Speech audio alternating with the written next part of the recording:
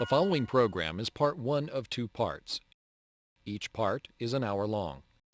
There is support material available at this website, including quizzes, handouts, and lecture outlines for all presentations. Consult the UCTV programming guide for the date and time part 2, and other lectures in the series will be shown.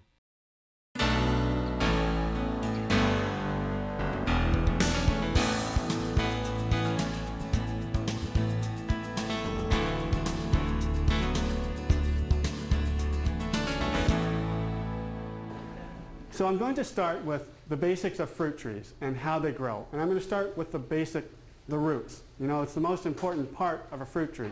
If you have healthy roots with a good soil, you'll probably have pretty good success with your fruit trees. A big problem that I've seen is problems with the roots. So just to show you what roots of a healthy tree look like, you have a lot of lateral roots coming out here on both sides. Most of the roots on a fruit tree, and virtually any tree, landscape tree too, are in the top 2 to 3 feet of soil. Okay? The majority of the roots are there. You do get some what are called sinker roots that go down. Usually, I don't think there's quite this many, except this is probably a walnut tree that has pretty deep roots. Generally, most of the roots are going to be in the top 2 to 3 feet. One thing that's really important to remember on fruit trees is on the roots is that they're highly variable. You can have roots all over the place, and you can see here's an apple tree, and the roots have gone all the way over here, probably 20, 30 feet. Roots will go not in search of water, but as a result of water being in the soil. Okay, they'll grow wherever there's moisture. And what we typically say is that there's about, for the roots generally go 2 to 3 times the width of the canopy.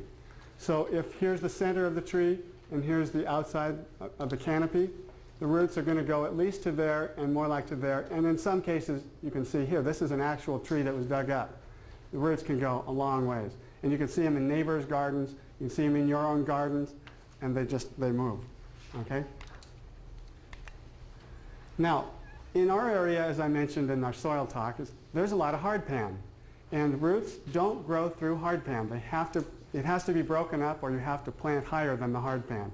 So what this shows, it's not quite accurate, because if you have a hardpan layer here, depending on how hard it really is, roots won't grow through that.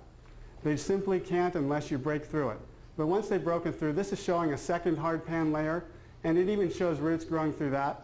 Not likely if it's real hardpan. If it's a heavy clay soil, maybe so, but hardpan, it won't grow through. And what tends to happen, a typical thing a question that I get is, I live in Elk Grove or somewhere in most of the county actually, and we have hardpan 2 to 3 feet deep in our soils. And so if you have a tree, and let's say it's down here, this is actually the layer of most hardpan in the county, and so the roots will grow down and they'll just sit there along that hardpan if they can make it there at all. Typically, with winter rains, this area fills up with water, and with over-irrigation, the area fills up with water, so it's pretty tough on the roots in a hardpan situation. Okay, I wanted to show you just briefly how the roots in fruits and shoot grow, the phenology of the growth through the year. The roots begin before the shoots, okay? So the shoot growth began last month, well, early March, let's say. But before that, the roots had started growing 2 to 3 weeks before that. So then the roots peak at a certain point, and then at that point is when the shoot growth is taking off, all right? And then the root growth again peaks in the fall, after harvest, late summer, early fall. Fruit growth, they have this double sigmoid curve, which we won't go into. And then the shoot growth peaks at a certain point, and then the rate declines. So after about June, shoots really aren't growing much. You'll get a shoot grow here or there. But after about June, the shoots have stopped as the fruit is maturing. All right, now on to a slightly different subject, all in preliminary on how to grow trees, is a chilling requirement. And most of you have heard the chilling requirement, and it means the number of hours below 45 degrees Fahrenheit required by a fruit species or variety between November 1st and February 15th. And that's a lot of specifics there, but it's actually not quite that specific. But we use this as a guideline, and in general, this area we get probably 700 to 900 hours on average. I'm not sure what we've gotten this year. I think it's pretty close to about 800, pretty close to average. Early in the season, we had very little chilling until about January, as you recall. And then all of a sudden it got really cold, and we had most of our chilling hours met in January and February. Okay? And I'll talk more about what happens if you don't get it. Oh, well, here it is, right here. Lack of chilling leads to bud kill, and it happened in apricots this year. So a lot of the buds just died because they didn't get enough chilling. Apricots are real susceptible in that way. But other species, you get an extended period of bloom, and then you get poor fruit set, and sometimes poor fruit quality too. Okay, now most of the country doesn't have to think about having enough chill. Most of the country, as you can see, is plenty cold in the winter, and they have the opposite to think about, too cold in the winter. But there's these belts along the coastal regions that do require, that have a certain number of chilling hours that's marginal for some trees. Okay, there's a zone here, 600 to 1200, which we're in this area here. It gets, as you get closer to the coast, it's warmer, not quite as cold in the winter. So they have to really choose low chill cultivars. Okay, so if you go to a nursery, nice thing is most of the tags have how many hours are required for that variety to produce good fruit. Usually it's 4, 5, up to 800 hours. Some require up to 1,000 hours, so you can bet in some years there won't be much of a crop. Okay, sunlight requirement, real easy. Minimum of 6 hours, 6 good strong sunlight hours a day. If you don't have that, you know, slightly less, slightly more, it's not a problem. But if you don't have at least 6 hours, you're going to have low fruit production, and the tree growth will be pretty weak. Okay, pollination of fruit trees. Now, the pollinizer is a tree of one variety used to provide pollen to a nearby tree of a different variety in order to produce fruit. Some varieties, most notably cherries, plums, require pollinizer in order for that pollen, the pollen of that tree won't fertilize itself. They're self-sterile, you call them. So it requires a different tree, and that tree is a pollinizer. A pollinator, and this is often used interchangeably, but technically a pollinator is an insect, usually a bee, that carries pollen from one tree or a flower to another to pollinize the fruit. Most fruit trees, virtually all fruit trees, are insect pollinated. Can anyone name one, any kind of tree that is wind pollinated? Walnuts. Is that what you said? Right, good. Walnut. Because they have catkins, they shed pollen, blows in the wind, lands on the flower. The pollinizer varieties that are required for sweet cherries. Now, I don't know what all the confusion's about. It's real simple. You just have to remember that for Bing and Lambert, it requires a pollinizer of Black Tertarian, Van, or Rainier. For Rainier, it requires Van, Lambert, Black Tertarian, or Bing. For Royal Anne, it requires Van or Black Tertarian. See, it's real simple. No, it's very complicated, actually. And so, Black Tertarian and Van, any variety will ripen them. The two self-fruitful ones, so you could have one tree only, if you want, are Lapins and Stella. All right? So again, just like the chilling hours, the variety required to pollinize the tree is usually on the label. Or usually, actually, it says requires pollinizer. Unfortunately, not all other species or varieties will pollinize that one. As you can see here, they do better with certain pollinizers. In the case of walnuts, you have male flowers and you have female flowers. The male flowers might come out at a different time than the female flowers. So you have to have a variety in that case that sheds the pollen at the time that the female flowers are out. It's pretty complicated, but walnuts, most of them do require a pollinizer. All right? If you have a tree and you just realize now that I've given this talk, oh, I have one tree, no wonder I haven't gotten any fruit. There is a way you can pollinize it by taking a vase with water and putting a branch with flowers of a different variety, and then as the bees visit that flower, they're visiting all your flowers, okay? It's pretty simple. I felt a little funny when someone asked, I said, you have to put a vase there. They said, couldn't you just put a bag? Put it in a bag? Because the vase kept falling out of the tree. So yes, you can just use a plastic bag with the pollinizer branches in it. You don't have to use a vase. I just thought of, I thought of a way to keep flowers alive. You have to use a vase, right? No, just nail a bag up with them. So it's not too late for many species and varieties to use this method. Okay, moving on then to soil requirements. For fruit trees, the optimum depth is 3 to 5 feet. Walnuts prefer 5 to 7 feet because of their deep rooting. The minimum depth is 2 feet. They require good drainage.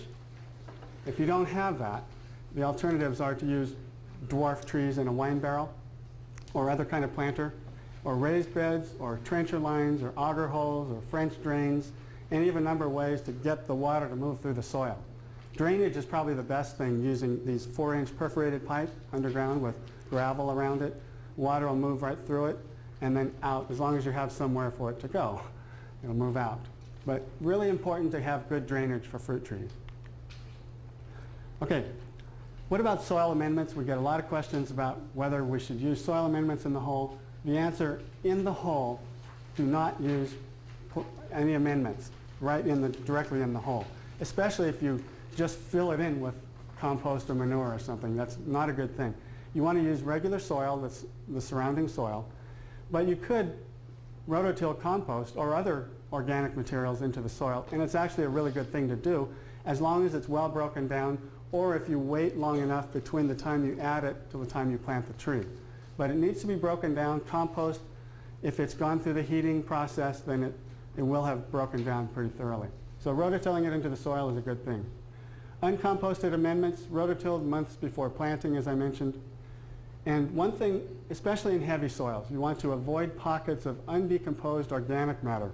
What happens, and this happened out at the Horticulture Center, is that pocket of organic matter sits and the soil's so heavy around it, there's no air for it, and it decomposes anaerobically, and actually it stinks, you know, and it's toxic to the roots. So you want to avoid that by all means. And then what's really important, I think, is to add mulch or compost to the surface after planting. Okay, fruit tree terms. Some of these I took off the sheet. I took all these off that sheet that you have on the glossary of terms. These are the more important ones that relate to the tree itself and pruning and so on. The rootstock or the stock is the tree below the graft union.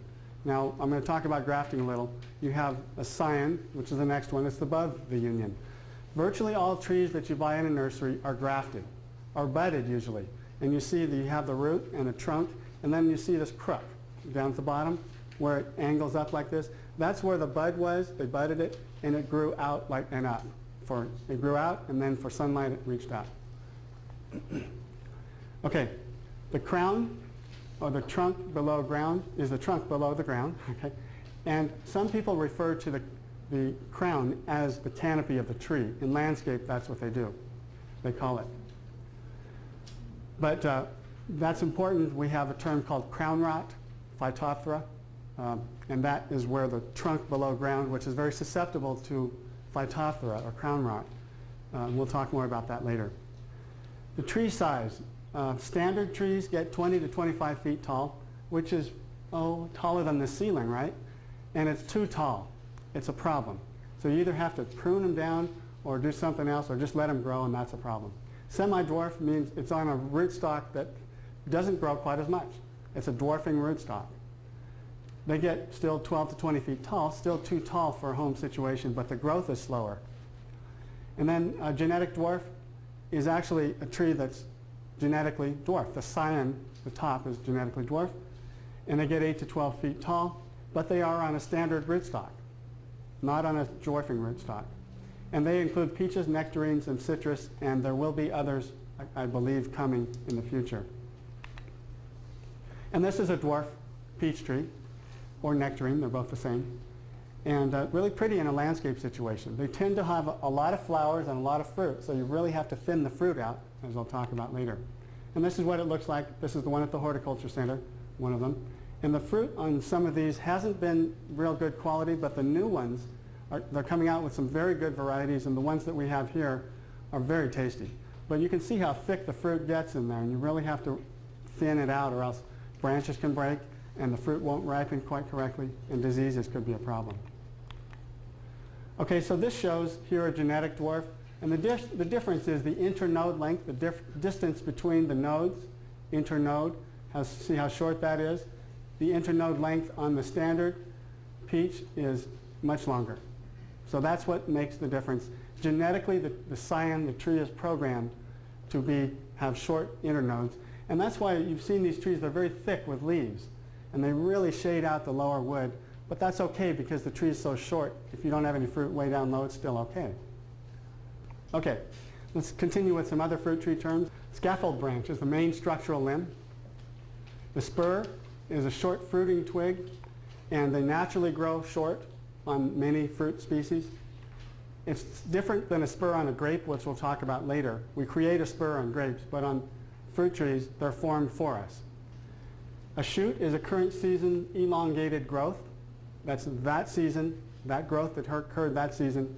After it's a shoot, it loses its leaves, we call it a branch or a twig in some cases, or a limb. A water sprout versus a sucker. A water sprout is a vigorous shoot that grows from the top part of the tree, from a branch. And that'll happen sometime. One branch, especially on citrus, will just grow and take over the whole thing. Whereas a sucker is a shoot that comes from the rootstock or from the roots. A rootstock sucker or a root sucker. Okay? Now, I mentioned spurs, and this is a spur on cherry.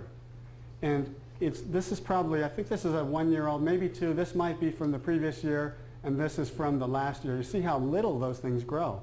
But that's the source of all the fruit on many tree species, including cherry, apricot, plum, not peaches or nectarines, and I'll show you that in a minute. But what we want to do is make sure that we have plenty of light for those. And we're trying to reduce this upright, vigorous growth in order to get light to those. That's where we want our fruit. That's where our fruit will grow. Now, peaches and nectarines produce their fruit on lateral shoots or upright shoots, but it's 1-year-old growth. And you can see buds. Okay, this middle one is a vegetative bud. The 2 outside ones are flowers. You can kind of see the difference. One's narrow and pointed, and the other 2 are much plumper and white. And this branch got a lot of sunlight. And if you don't have a lot of sunlight, you have only vegetative buds. So that's why it's really important to get sun by summer pruning down to the lower part of the tree where you can get production. And this is a peach in bloom, and just showing how they grow along these long shoots. There are no spurs, although every once in a while you'll see a short shoot. But generally on these long shoots is where you get your peach flowers. Okay, now moving then into planting trees. And first I'm choosing and handling trees. Bare root is cheaper than buying potted trees, all right? Some nurseries aren't using bare root anymore. When they get bare root in, they plant them in pots.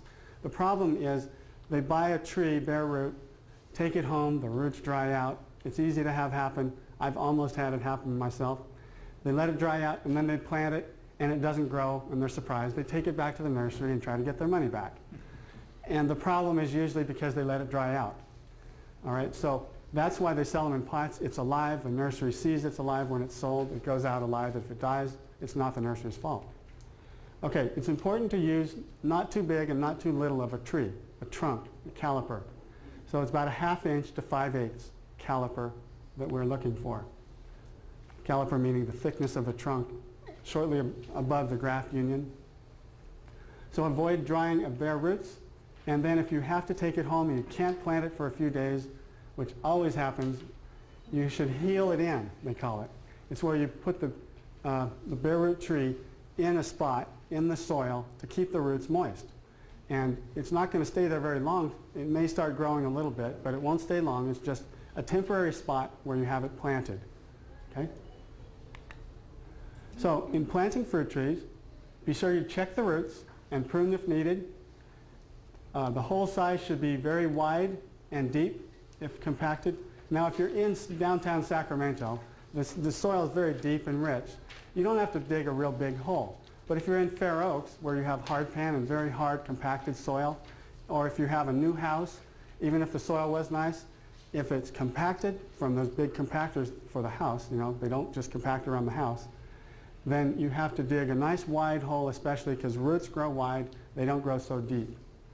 Plant on a mound to keep the crown dry, so you have a mound and then the plant is up here. If you have heavy clay soil, mainly. Plant high. It reduces the chances of crown and root rot. Okay? The upper roots should be just below ground, and the graft union should be well above the soil. Now, well, we'll talk more about that in a minute. And so you want to make sure, though, to have the upper roots down enough where when the soil settles, the upper root isn't exposed. But the higher you plant that thing, the better. Most people think that you need to go real deep for good anchorage. No, that's not where the anchorage comes from. The anchorage comes from the root growth. So you want those things high to prevent crown rot, phytophthora. And this is not what you have to do. You don't have to dig a huge hole and throw all the dirt out. Although the deeper you go, I think the better. In landscape trees, it's more in the last 10 or 15 years, they've talked about leaving a pedestal that you don't dig. That way the plant doesn't sink. So if you dig a huge hole and put the soil back in, there's air pockets down there. And as the rains come and irrigation comes, that whole thing sinks. This way it doesn't sink, and you put the ground level there, even with that ground level, it's going to stay there. But you do dig a little wider and deeper in the outside beyond that. And frankly, if this soil is totally compacted, that's going to be a problem for your roots. Your roots are only going to be in the area where they have soil that's loose and friable and well drained. So that's why I say if your soil is heavy and compacted, the wider you can go, the better. Remember, roots will go 2 to 3 times the distance, so if they own of the canopy, so if your roots are confined in that pot, they'll dry out. The tree will dry out eventually and not have enough area. Okay, now where do we get fruit trees? I actually planted these trees for a different planting that I had made previously at the in Davis, and here you see the row of trees that were dug, that were planted. They were actually planted the previous year as a seed. It grew, and then in about May, I came along and budded each one of them, cut the top off, and the bud grew, and then that became the shoot. And you can see some of these have a crook to them. That's why it's from the budding. Anyway, this is a machine that digs them out, and this is what they do in the nursery to get them out of the ground, because it's real challenging to get a 1-year-old tree out of the ground. But if you have this bar that's a U-shaped blade, it goes underground, it just cuts the roots right off. And then you can just come along and pull the trees right out. And this is a close-up shot of it. And it actually lifts the soil, lifts the whole thing so that the trees come right out of the ground easily. Just for information. Okay, that is one, that's an unpruned, and that is a pruned. So let's go back to the unpruned. These are kind of long. It doesn't really matter. You don't have to do any pruning. You're always looking for broken roots. Like a lot of times, one root will get twisted when it's packed in a group of 10 or 15, and it'll break. And if you don't inspect the roots, you'll have broken roots, and then it'll start growing and won't be real healthy. So you want to get rid of anything that has that's broken. None of these were broken, I don't think, although this was bent around like that. That's okay. You don't really have to do much, but you want to be sure you not have the roots go around because you don't have a big enough hole. So what I like to do, you can cut them, not real drastically, but you can cut the roots, shorten them up, and then they won't be bent when you plant them. Okay, planting a tree in clay soil, as I mentioned, you want to plant real high. You want that so that the crown, and you see the crown goes down to here. This is the crown area right there, and it's above the level of this heavy, heavy clay soil. If you put this whole thing down here, that crown is going to be exposed to wet, heavy soil conditions. It's a recipe for phytophthora crown rot disease. You can still get root rot, but you won't get crown rot, which is a worse problem. Okay? And the graft union here needs to be well above the soil and remain well above the soil after settling. And then mulch and so on. It becomes a challenge to water something that's up on a mound, but you have to figure it out. The option is, well, you certainly don't want a basin. I see people do this that haven't been trained. They have a tree in a basin, they fill the basin with water, and that water just sits right around the crown and causes them problems. Chuck, Mm-hmm. do you face the graft union Okay. in a different direction? Okay, question about which way to face the graft union. In this area we have a lot of heat, and if you put this toward the afternoon sun, so the sun's over here beating down real hard on that, that's a problem. So you want to turn the thing around so it's facing into the sun. But it doesn't really matter because we're painting the tree white anyway. So it really doesn't matter.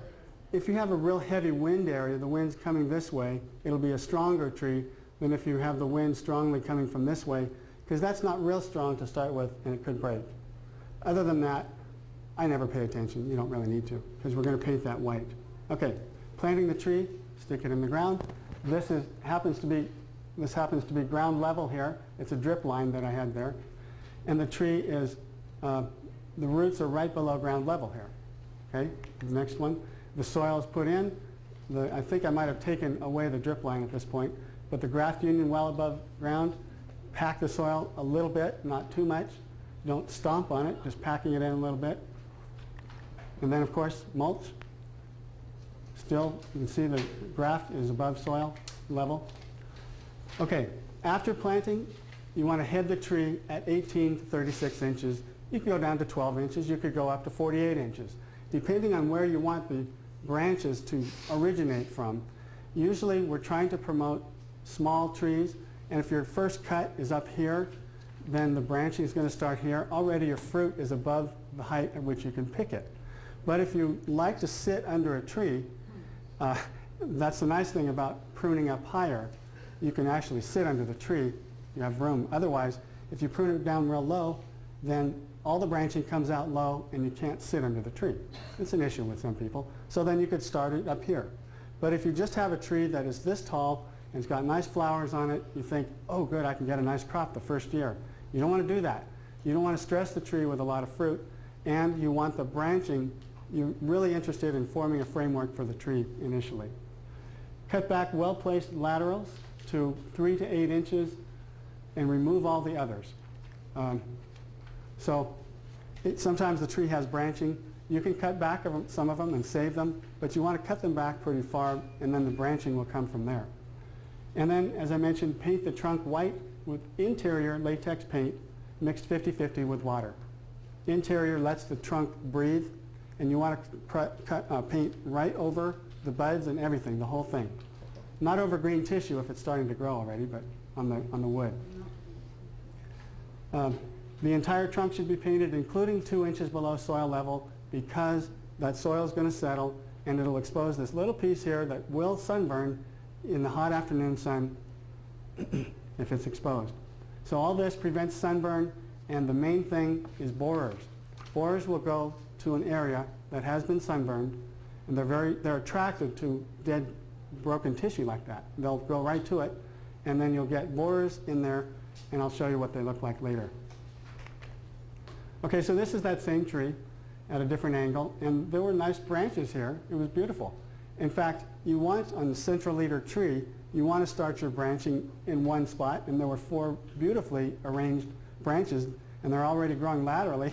I mean, might as well save them, but it's good to cut them back because if you just let them go long, you probably have a fruit on the end, or even if you don't, it's too long, it'll sag, and you want to develop a framework of the tree.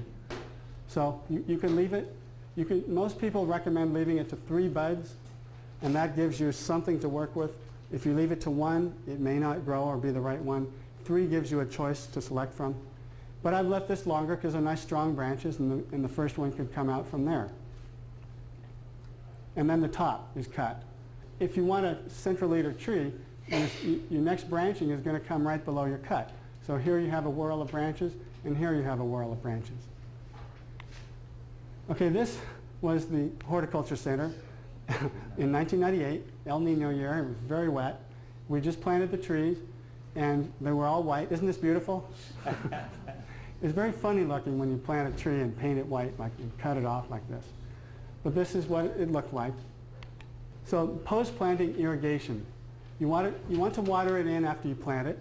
In heavy soil, though, you don't want to water it if the soil is real wet, because it goes anaerobic and you can kill roots. So if you water in a real heavy clay soil, you drive all the air pockets out of it, then it goes anaerobic and the tree will die.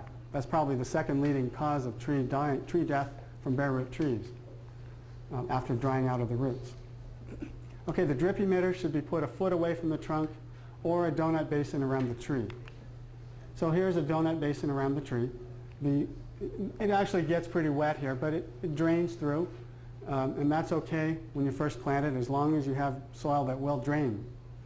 But the idea is if you're going to do permanent irrigation this way, you don't want to water the trunk.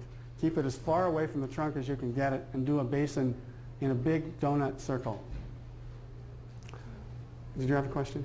Oh, okay. 5 years, 8 years down the line, we've got roots out there 3 times the canopy, so to speak. Do you move that irrigation out at that point? Okay, do you move the irrigation out when you have a big tree? Yes. You don't want to leave your irrigation, like drippers, right by the trunk, because if it's on a lot, it's saturating the trunk, the crown area. You want to definitely move your irrigation out as time goes on. Yeah. Okay, the best situation is drip or micro sprinkler irrigation. Also, furrows or donut rings, and the sprinklers work fine. The worst situation is in a vigorous lawn in which the lawn is competing for nutrients and water with the tree. But you see trees in lawns a lot, and as long as you keep the lawn away from it, it's usually okay. And yes, they even grow where there's a lawn right under the tree, right up to the trunk, but not so well. Water should reach at least 2 feet deep, and a 2-year-old tree can use about 2 gallons of water a day. So think about that when you're watering. A mature tree can use up to 50 gallons or more a day. A big tree, a big apple tree, 50 gallons a day. So once a week, that's what, 350 gallons a week. It's a lot of water. You can see why California is lacking in water, because we have so much agriculture and so many people using all this water. Anyway, huge amounts of water are used. So this is a dripper, and the soil is wet in this area, but not in this area, which prevents weeds from growing. And normally you'd mulch over this area to protect the soil. And when you mulch in this area, and the dripper comes on every few days, couple of days, you get a lot of root growth in this area, which is okay. It's good, because the root growth in the top of the soil it's in an area that's microbially active. Lots of nutrient release, lots of aeration. It's really a good area to have roots growing. If all your roots are growing in that area, though, if you have a drought situation, if your irrigation goes off, then you have a problem. So you want to encourage deep rooting, but this kind of rooting is also very good. This was under the mulch. The mulch was pulled back. And this is mulch pulled back at the Horticulture Center. And the initial irrigation was put right around the trunk. It's actually still there. It's not a problem. It hasn't been a problem. But you want to move the irrigation line out. Now the problem that we've had with this, it's nice that nobody trips over sprinkler emitters that are sitting up, because we have a lot of people out there. But the problem is that the mulch decomposes and becomes soil. So guess what? All of a sudden your drip line is under inches of soil. And it's a problem if you want to see if it's clogging, or if you want to just get to it to fix a break. So I'm not sure how to deal with that other than each year lift it up to the top of the mulch or right under the mulch. But it's an issue. These are micro sprinklers. I recommend them if you do them in a way such that it's not hitting the trunk. But really, it's a good idea. It's like drip irrigation, low volume, but it's more water put out than drip. Would that still put out a gallon an hour? No, this puts out more than a gallon an hour, and I'm not sure, up to 2 or 3, yeah. Up to 5 even. Okay, fertilization. Do not over-fertilize. That's my most important point.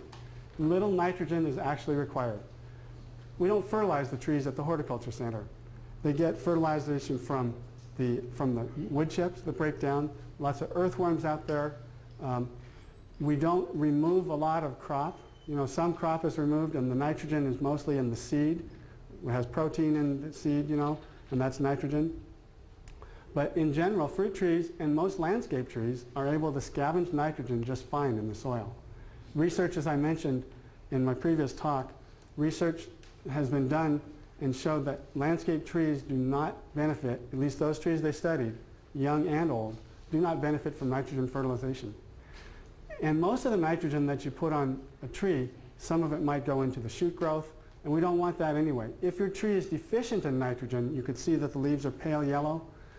That might be a situation where you want to fertilize. And if you have sandy soil, nitrogen moves with water through the soil easily. So then you might want to fertilize. But think about not fertilizing unless you have a problem. And use no more, if you do fertilize, than 1 pound of actual nitrogen per year. You want to keep the fertilizer away from the trunk. Too much nitrogen may lead to excessive growth and shading of lower wood. And other nutrients are usually sufficient in the soil. When you get up into the foothills, phosphorus becomes deficient. But in this area we have phosphorus, we have potassium, we have zinc, iron, all those things we have in the soil. So generally you don't need much fertilization. And if you use compost, then that has a lot of nutrients, slow release in it.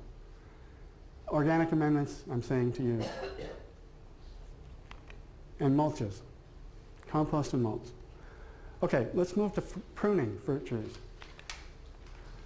I want to talk about some of the basics of pruning fruit trees. All right? You have heading cuts and you have thinning cuts. The heading cut is the removal of part of a branch or shoot.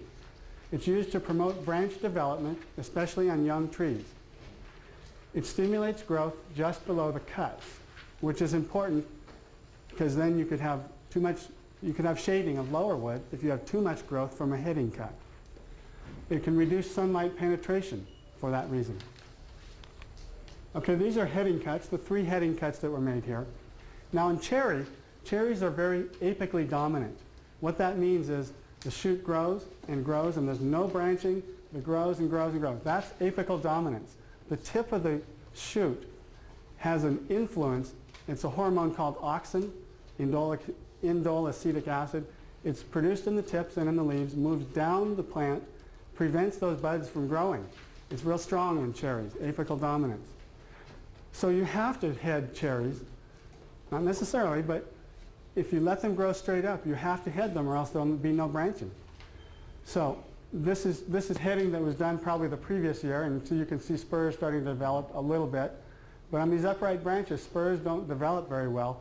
If you bend the branch down, all of a sudden it starts to spur up, more fruiting, more flower, and you get less growth and it starts to branch too. So bending is actually much better than heading. But heading can be done if you do it in the summer. It's less, you produce less vigorous upright growth. It'll get branching, but if it's done in the summer, you can speed the branching process up quite a bit. A thinning cut is the removal of an entire branch or shoot. And it's used to prevent crowding and to improve sunlight penetration. And equally important, it defines the main branches. Now, you use thinning cuts and heading cuts both in fruit trees because in order to keep a fruit tree at a certain height, you have to do a heading cut. Or else, if you just thin them, that branch that's left is just going to get taller and taller. So we do heading and we do thinning cuts, both very important. This is the Asian pears that we were looking at the Horticulture Center. I took a before and after picture, and this is what thinning is all about. Most landscape trees, you do only thinning cuts, unless it's a young tree and you're trying to promote branching. In landscape trees, we do thinning cuts, and there was a lot of brush in these things. So this is after pruning, and I don't know that it's the best way to do it exactly, but notice, there's a lot fewer branches. These things branch so much, and if you do a lot of thinning cuts, you can remove some of those branches, which strengthen the other branches that are left. They get more sunlight, less competition. Okay, a little word about narrow versus wide branch angles. A narrow angle is undesirable because as the tree grows, it started out here, it was fine, and then as it grows, it develops this bark, it's called bark inclusion, so that this is not real solid tissues, not very solid. So with the weight of the fruit, this thing will snap right off, and it happens a lot. The type of branching you want is this right here, either horizontal or 40 to 45 degree angle. All right, that's the best branch angle. You can't break that branch. You can easily break this branch. And just to show you, this is a plum tree, and plums tend to grow like cherries, straight up. So we want to avoid this situation where we have all the branches emanating from the same point, and that was right below where it was cut when at planting, and separate those somehow. Either as a young tree, you could put toothpicks in there or something, separate them, or else you'll get something like this. And this is a persimmon that split out, probably because there was a real narrow branch angle here. Persimmons tend to split a lot anyway, but that's what you can get. So as a young tree, just to back up to when it was just young shoots, that's the time when you could start manipulating them. And you can use clothespins, or you can use toothpicks, and that sticking into the tissue there doesn't hurt anything. This is a pear tree. You see another toothpick here. Trying to get those things out, because all they want to do is grow straight up, and then you have all your tree in a 2-foot spacing. Okay? And this was done, this is up in Oregon. They used sticks to move these things out. That would not have been a wide angle if this wasn't moved out like that. Chuck, do those toothpicks damage the branch when you're poking? No, the toothpicks don't damage the branch. A concern could be fire blight on apples and pears. You could get fire blight could move into that injury. Summer pruning, most important thing to do on a fruit tree. The purpose is to promote scaffold branches on a young tree. This is young trees. Promote good scaffold branch development. You want to pinch back unwanted shoots to 4 to 6 inches. Leave them there. The leaves will continue to produce photosynthesis. It'll shade the trunk. That's the most important thing. Shade the trunk and the branches. And then pinch at 2 feet long scaffold branches to promote side branching. So if you're trying to develop a main scaffold branching, and if you don't pinch it somewhere out here, it'll just keep growing and no branches. So if you pinch it or head it, then you can force branching out, which is good on a young tree. It reduces the training time, and it shortens the time to the first fruit production.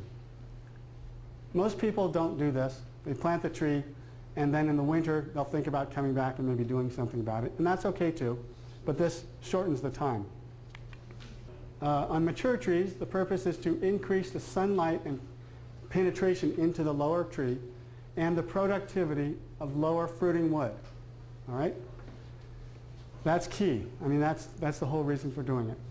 We want to remove unwanted, vigorous, upright shoots 1 to 3 times, at least once during the season. And it will slightly reduce tree vigor depending on how much you do it, but that's good. We want to reduce the vigor of the trees because they tend to be too vigorous. Large branches may sunburn, though, if you do excessive summer pruning. And that's important to remember, not to prune so much that you burn the branches. So if you start out with a young tree, summer pruning, opening the center on an open center tree, then there won't be a problem in summer pruning because you'll have young branches down there that will shade the trunk, or the main branches, scaffold branches. Okay, so there are many different methods of training fruit trees. The most common that we see is open center. It's used on many different trees, tree types. Virtually any tree can be open center trained. Central leader is used for apples and pears mostly. Modified central leader can be used for persimmons and walnuts. Perpendicular V is used for peaches and nectarines. The fruit bush is used for just about any fruit species you can imagine. And espalier, or as we say in America, espalier, can be done on many types of trees, but mostly apples and pears seem to be the most well adapted, the best adapted to espalier. Open center, most commonly used. Stone fruits and almonds in particular, and you can also use it for apples, pears, figs, and persimmons. So it's pretty versatile. You can use it for nearly everything. Select the scaffolds during the first 2 growing seasons, as I mentioned, during the summer, spring and summer. Touch up in the dormant season. I like to do most of my pruning during the growing season. And then in the winter, you can see the branches better, then you can do your detailed pruning then. Keep the center open during the summer from the start. If you do that, then you won't have problems with sunburn of the branches. Okay, this is an open center peach at the Horticulture Center. So it's got 3 scaffold branches, and these aren't as close as they look. I don't think. They shouldn't be anyway. This is probably about 2 feet distance between those.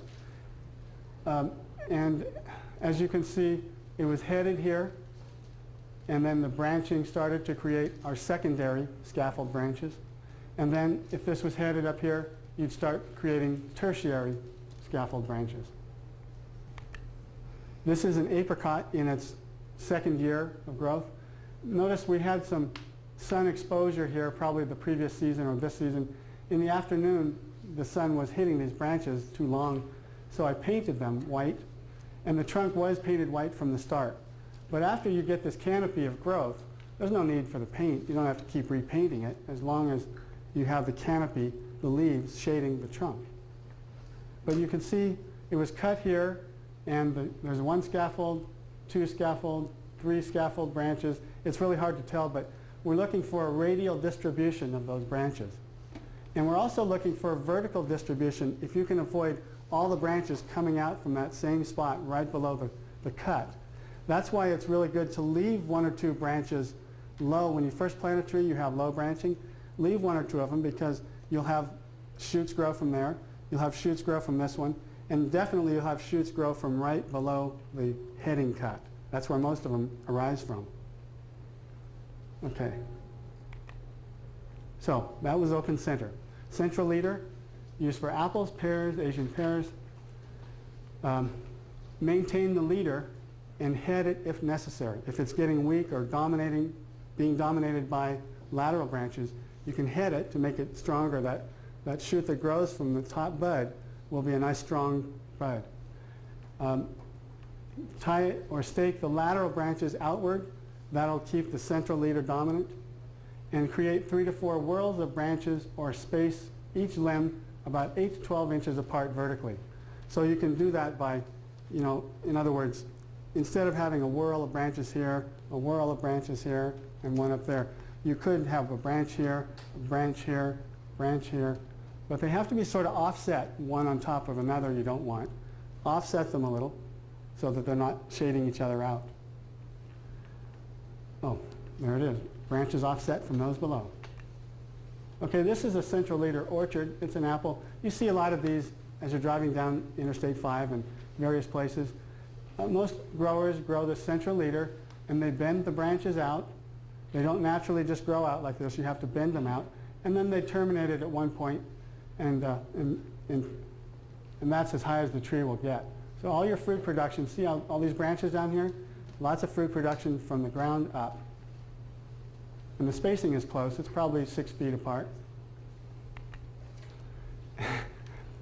And this shows the extreme nature of these upright growth. This is an Asian pear. Just wants to grow straight up. But instead of cutting those branches and hoping you get a lateral branch, take those branches and bend them outward. And you can see you can just previously cut prune branches, wrap them around each other, twist them, and then you can use them to support pushing the branch out like that. But you can go kind of crazy doing this. It's kind of fun though. And this should be done with landscape trees too. If you have one branch that's a central leader and you have another one that's growing, kind of beginning to compete with your central leader, you bend it out and it won't be as competitive and you'll have that central leader maintained. Okay, modified central leader is used, as I mentioned, for walnuts and persimmons. You can also use it for apples, pears, and figs, and virtually anything else. Some people call it a delayed open center. So you can see what we're probably getting at. It starts as a central leader, and you cut it off, and it becomes sort of an open center, modified central leader. You start the tree as a central leader, and then cut out the leader part way up. It's also called delayed open center. Okay, there it is. This is walnut, and they typically are grown as delayed open center or modified central leader. The central leader comes up, and at one point it just branches off. So here's the central leader, and you have a main branch, main branch, main branch. So this is what we're trying to do with the flowering pears at the Horticulture Center too, but we're going to maintain that central leader, so it is a central leader.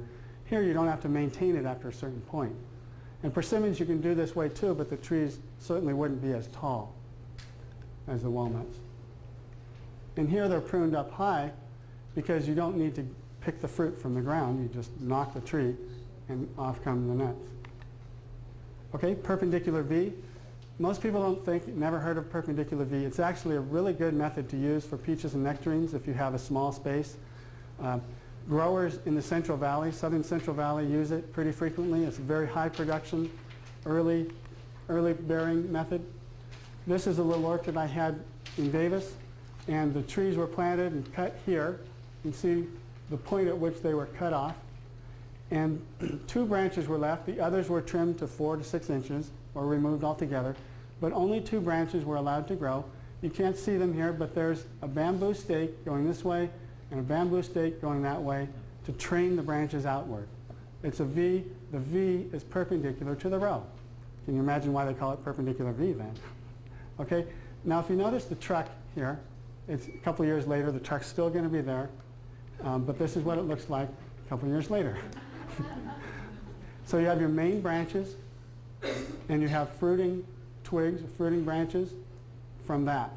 And they can be planted as close as 5 feet apart.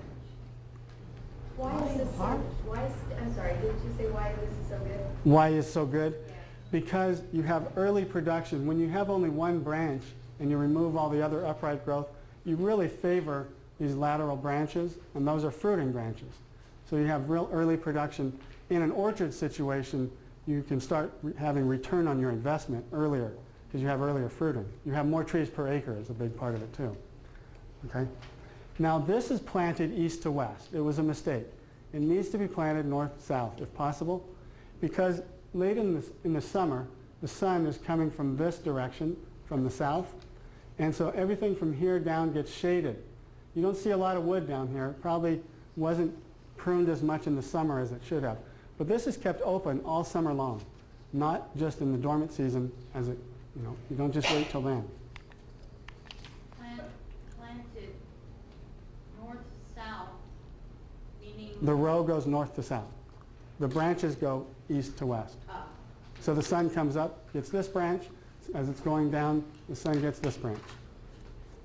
And this is a perpendicular V. You can't see it real well. It looks like this branch, this shoot, should have been pruned out. It's hard to tell. But you want to keep this open during the summer. You can see all the fruit that's grown, produced on that. Really a good method. These branches, since they're bent outward early, they're a wide branch angle. If they were real narrow, it'd split right out. But if it's real wide, you can't break it if you try. The branch will break before that union would break. Okay, fruit bushes. Now there's been a lot of talk about fruit bushes. We're trying them at the Horticulture Center and it's working pretty well. There are problems. But Ed Livo from Dave Wilson Nursery has popularized this method. And at first I thought it was just a gimmick for nurseries to sell more trees.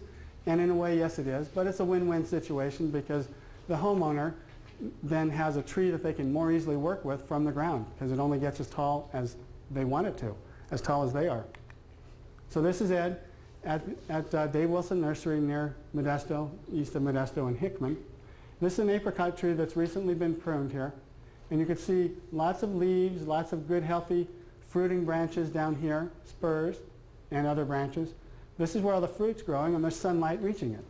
As long as you do summer pruning to keep that top off of there and thin out some of the branches so sunlight can work its way down to the bottom, it works just fine.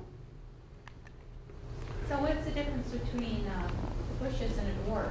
Good question. The difference between a fruit bush and a dwarf is that the dwarf stays a bush all the time. You don't have to force it to be a bush.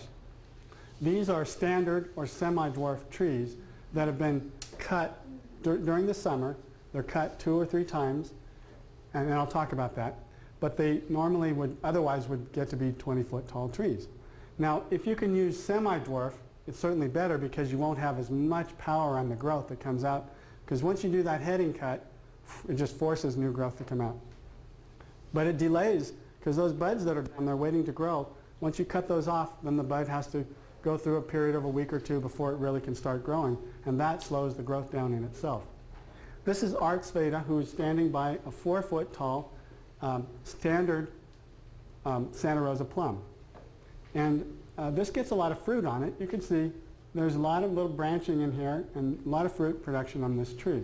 And in the dormant season, it looks like this. Now, to me, I'm a trained pomologist, and I look at something like this and I go, this will never work. It can work, but my inclination would be to get rid of some of these branching.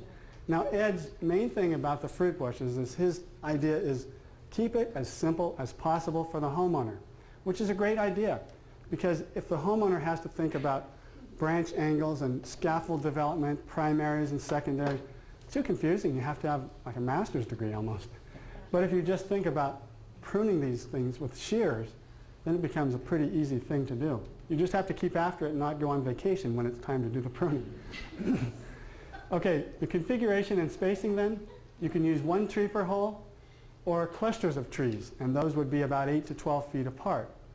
A cluster of trees would be here, 8 to 12 feet apart would be another cluster of trees.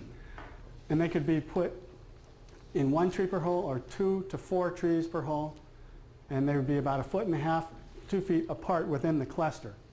So they're not really right in the same hole, but you usually dig a big hole anyway, so it is in the same hole. The hedgerow then method, planting 3 to 4 feet apart. Now he says you can plant them as close as 2 feet. That's a little close for my taste. If it's a real, truly dwarfing rootstock, then 2 feet could work. Otherwise you just have way too much growth and it's hard to keep light down to the bottom of the tree, toward the bottom. But hedgerows can work just fine. So the pruning in the first year or two, at planting, again, head the trees to 18 to 24 inches. In mid-spring, you cut back the new growth by half. Okay, was our question? I don't understand. Why do they need to be in clusters? They don't need, okay, the trees don't need to be in clusters. They could be in a single tree in a hole. Okay, the reason you might want to put trees in a cluster is if you have space for 1 tree, but you want to get the fruit ripening in different time periods. June, July, August, September. You can have 4 trees, each ripens at a different time, so you don't have all the fruit ripening when you're on vacation, which happens a lot. Okay, in mid-spring, then you cut back the new growth by half. And then in midsummer, you cut the subsequent growth by half. And then, so that's all the pruning that Ed says you do. 2 times, once in late April at the time of thinning, fruit thinning, and then again in July or August after harvest. That's all he ever says to do. And that's simple. You remember, late April, you better prune. Late July, early August, you better prune. Now, I like to do, at the bottom here, it says may need to do 1 or more times. What tends to happen, I've noticed, is you do that second pruning in July or August, and you get regrowth, new growth. Well, on that new growth forms flower buds for the next year. So if you look at the Horticulture Center now, on top you see these shoots, and they all have flowers on them, and by the time we get to them, they're going to be fruit by the time we do the pruning. And nobody wants to prune off fruit, right? So I always go through in September and prune that last time. Sometimes it even takes waiting till October. Prune off 1 more time, then your trees go into dormancy as small trees and don't have all this new growth on them. I like to do it 3 times, 3 prunings.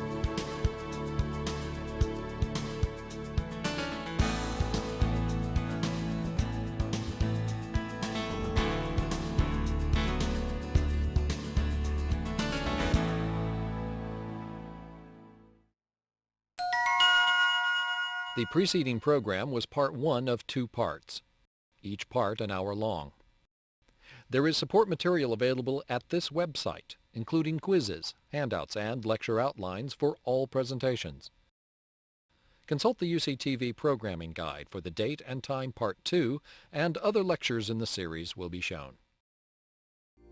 It's the definitive guide to gardening, produced by the University of California. The California Master Gardener Handbook is available along with other gardening publications on the A&R Catalog website at anrcatalog.ucdavis.edu.